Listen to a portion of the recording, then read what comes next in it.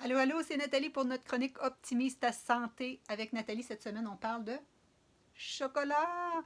Hein, c'est la Saint-Valentin bientôt, donc j'ai pensé te partager 5 faits à savoir sur le chocolat. Et si tu restes jusqu'à la fin, tu vas pouvoir bénéficier de mes recettes de gourmandise pour la Saint-Valentin qui s'en vient. Donc, oui, le chocolat peut faire partie d'une saine alimentation. Tout dépend de la fréquence et assurément de la quantité et surtout de la sorte qu'on va consommer. Mais juste pour te dire que j'ai une collègue nutritionniste qui dit à manger son morceau de chocolat à tous les jours. Je peux vous la nommer, c'est Isabelle Huot. Elle vend même son chocolat noir 70% cacao avec du jus de sureau et aussi avec de l'avoine à l'intérieur qui amène un petit côté craquant et qui amène des fibres supplémentaires. Donc, tu vois-tu, ça peut faire partie d'un mode de vie sain. Le but, c'est de ne pas se sentir obligé de manger la barre au complet. Des fois, quand c'est préportionné, c'est intéressant. Comme je te dis, moi, j'ai retrouvé ça dans mes armoires. J'ai reçu à Noël, je ne les ai pas encore ouvertes. Donc, on peut dire que je ne suis pas nécessairement accro au chocolat. Donc, oui, ça peut faire partie d'un mode de vie sain. Deux, comme je te dis, pas n'importe lequel. Chocolat noir, au moins 70%. Ça veut dire que ça contient au moins 30% de cacao. Et c'est ça qu'on va dire qui sont bénéfiques. Pourquoi? Parce qu'il y a des effets bénéfiques pour la santé. Entre autres, ça contient des flavonoïdes. Dans les principaux flavonoïdes, plutôt, ça contient des flavonoïdes qui est une sorte de polyphénol. Les polyphénols, ils ont des effets qui sont reconnus bénéfiques pour la santé, notamment au niveau vasculaire. Il y a une étude que je lisais, là, 8% de réduction de maladies cardiovasculaires pour les gens qui mangent régulièrement une portion par semaine de chocolat noir. Donc, quand on dit pas n'importe laquelle et à pas quelle fréquence, c'est ça que ça veut dire. Parce que juste plus loin dans les conclusions, ça dit ça, c'est vraiment quand tu en manges en quantité modérée, parce qu'en abus, donc, ça crée des excès. Et là, ça va plutôt boucher tes vaisseaux, boucher tes artères et augmenter tes risques de maladies cardiovasculaires. Donc, c'est dans ce sens-là. Donc, les polyphénols, les principaux qu'on connaît, c'est les flavonoïdes et les catéchines. Je te dirais aussi que ça contient, encore une fois, le chocolat noir. Là. Ça contient du fer, ça contient du magnésium, ça contient du zinc. Donc, c'est tous des bons éléments pour notre santé. Et qu'est-ce que je voulais dire aussi? Ah oui, mon point numéro 3, c'est que oui, il y a des bénéfices pour la santé, mais pas n'importe lesquels. Les principaux bénéfices pour la santé, c'est les chocolats noirs. OK? Et souvent, les gens me disent, ah, les chocolats noirs sont bons parce qu'ils sont moins riches en gras et sont moins riches en sucre. Et c'est faux. Oui, ils sont moins riches en sucre, mais ils ne sont pas moins riches en gras. Plus tu augmentes ton pourcentage de cacao, plus tu augmentes l'apport en gras. Juste pour te donner un exemple.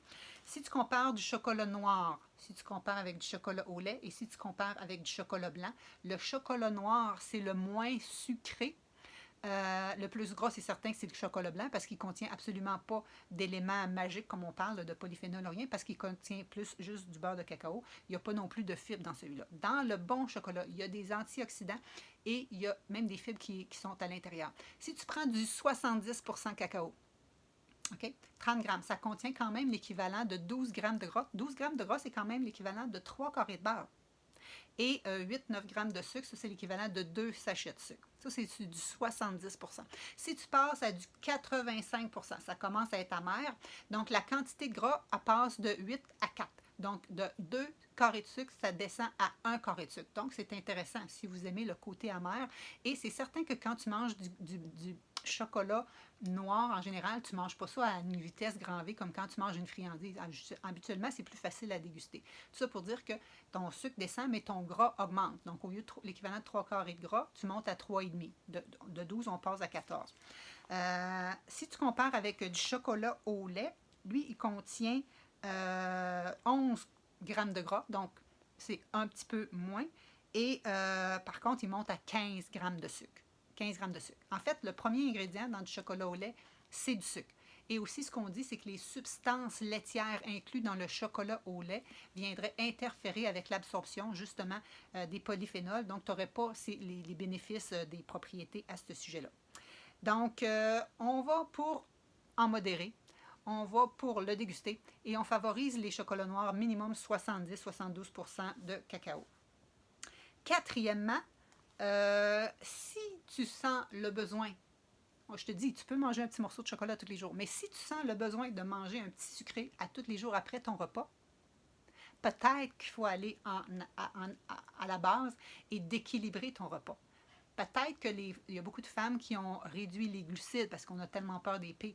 Donc, on élimine tous les fruits, les féculents. Beaucoup de diètes éliminent les légumineuses qui sont aussi riches en bons glucides. Et ce qui fait qu'on a des fringales vers des rages de sucre aussi. Donc, moi, j'ai des gens, des clients, qui mangeaient un petit chocolat noir à tous les jours, puis je le disais, c'est bien correct, mais qui en ressentent plus du tout le besoin maintenant. Je pense à Nathalie Courval, entre autres, qui nous disait ça. Et si tu regardes sa vidéo témoignage, elle en a plus, elle en ressent plus le besoin maintenant parce que son alimentation est équilibrée.